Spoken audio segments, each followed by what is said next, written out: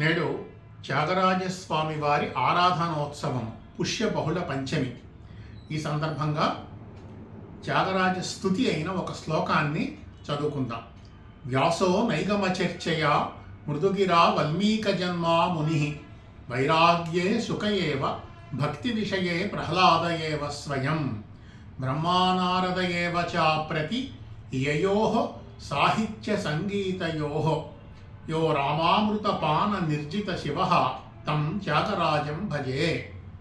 ఈ శ్లోకాన్ని రచించింది త్యాగరాజస్వామి వారి శిష్యులైన బాలాజీపేట వెంకటరమణయ్య భాగవతార్.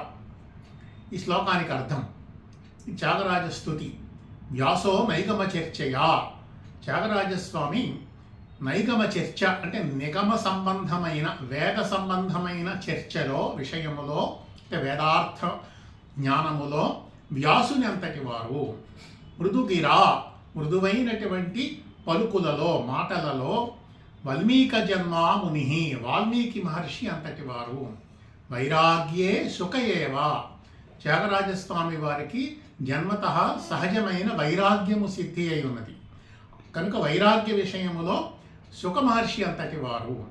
భక్తి విషయే ప్రహ్లాదయేవ స్వయం భగవద్భక్తి విషయంలో ప్రహ్లాదునికి ఎంత భక్తి ఉన్నదో అంత భక్తి కలిగినటువంటి వారు త్యాగరాజస్వామి. బ్రహ్మా నారదయేవ చ అప్రతి యయోః. యయోః అంటే ఏ ఇద్దరి యొక్క సాహిత్య సంగీతయోః. సాహిత్య విషయములో బ్రహ్మ అంతటి వారు, సంగీత విషయములో నారదుని అంతటి వారు అని అర్థం. అటువంటి వారు యో రామామృతపాన నిర్జిత శివః.